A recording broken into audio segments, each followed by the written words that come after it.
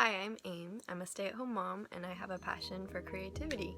I also have a passion, apparently, for buying too many craft supplies. As you can see, I've got a lot of stuff. A shoe caddy that was organized and it was too heavy and it fell on the floor and broke. So that's kind of the story of my craft room and how I'm going to get rid of the clutter, just focus on what I love and what I can do quickly and realistically. I have overfilled my space. Like, I've been a messy my whole life and I want to do better. I used to think that if I just got the right organizing method or container that I could just, I could get it right if I just knew how to organize. So right now, though, I'm not able to make progress in having a tidy home when I keep everything, especially in my craft room. So it's been a big problem for me and I'm trying to embrace minimalism for that reason. And I want to enjoy my things and my spaces more by having less and not having that brain buzz of, oh my goodness, there's so much around, or just feeling stressed because it's so messy. I used to go to Michael's or Joann's with a 50% off coupon and get a great deal, and I'd bring home my new purchases and I'd be tired, so I wouldn't find a place for them right away. I'd put the bag on the floor, close the door. It's so convenient to have a door. So quickly I overfilled my square footage, but we had a storage unit theft, and all of my stamps from since I was 12 years old, probably 6 shoeboxes full of nice card making stamps got stolen. And so I feel like that was a way I got launched unwillingly into some minimalism with my craft supplies. I would really like today to be able to come over here to my beading supplies.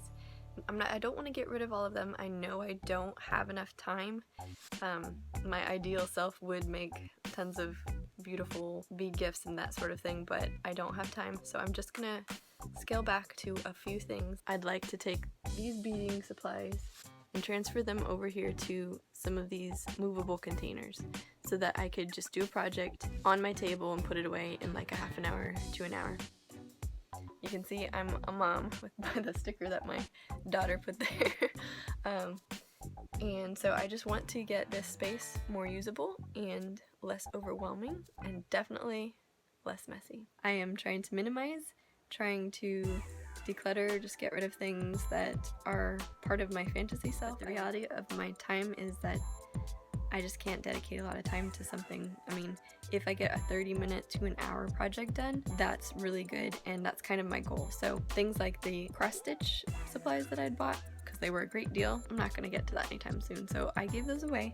Candle making supplies, gave those away, and I feel like I've done pretty well. I've gotten rid of 3 bags full of just trash, like stuff that Goodwill wouldn't even take. But if you're artistic, sometimes everything seems possible, like upcycling. And for instance, this thing right here is a sewing mannequin that has 2 shirts on it, one of which has a hole in it, and then a cutout from another one over top of it to hide the other one and make like a whole new outfit. Down here are my wrapping papers. I feel like I don't need to buy any more ever of those, and I'll just probably stick to bags in the future because I don't really take the time or do a nice job of wrapping presents. And I'm going to show you right now what I have been able to bring myself to say it's okay to get rid of. So in my family, we reuse gift wrap. All the presents that you get, beautiful tissue paper colors and everything.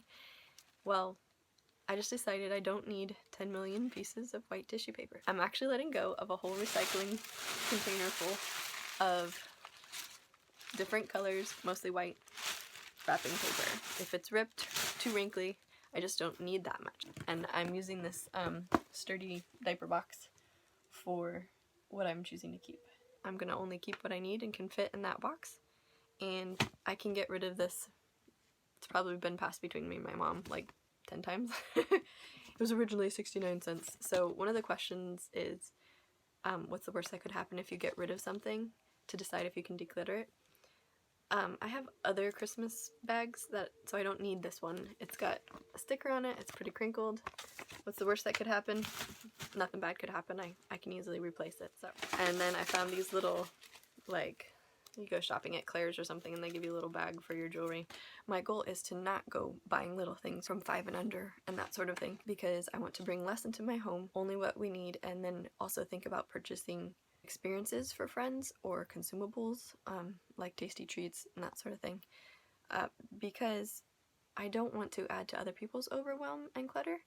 So yeah, those are just my thoughts about gift wrapping, gift bags, and the things that I have previously been unable to get rid of. Just enjoy giving better. I'm gonna go through these drawers and bins and just get rid of things that I'm not gonna be using. This is actually pretty clean compared to my past craft room status. So you can see the empty bins over here. That used to be fabric, just like upcycle fabric, and I just donate it to Goodwill to recycle. So you can get rid of like t-shirts with stains and stuff and just maybe write recycle on the bag and they'll take it. So I'm gonna be going through these things. Over here, these are paper supplies like punches and stuff. My kids enjoy those, so I'll probably keep a few of those. This, I think, was scrapbooking stuff, so I have to go through that and reevaluate the containers, like where I want to put them. These plastic bins I'm probably going to be getting rid of.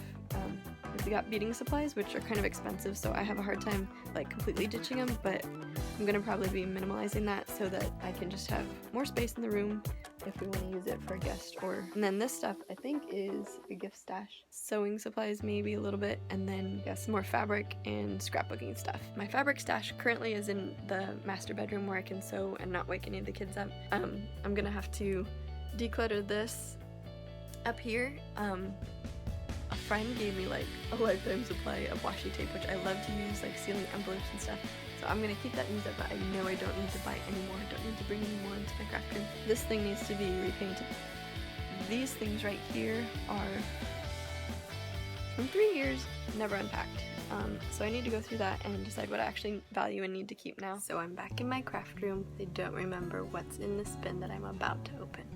My thought was I didn't want to buy another storage container to put my kids' clothes in. I wanted to use what I had, and this is about the right size to fit up in my closet. But I have to find a place for what's in it, and it's probably craft stuff that, like, I haven't opened this for 3 years, so I'm not sure what's in it. Shoebox, yep. Oh, no, just the lid.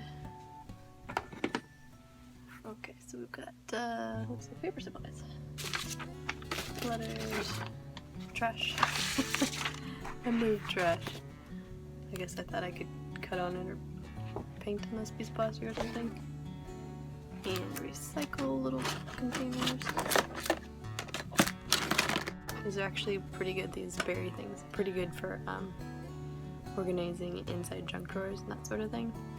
But I don't need any more, so I think I'm going to recycle those. I've got quite a collection. Let's see.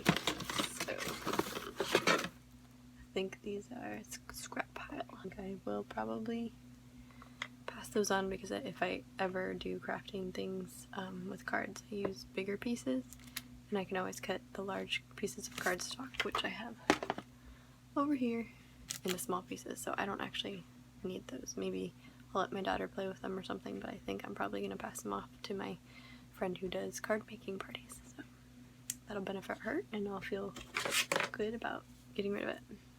I used to use paint chips for making cards and stuff, but I don't think I need those. Could maybe use them to write a grocery list or something on, but I have so many sticky notes, I don't think I need to do that either, so I think I'll just start recycling them.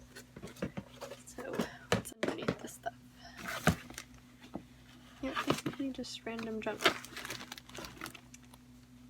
So that's good news for me. I feel like I can part with things really easily.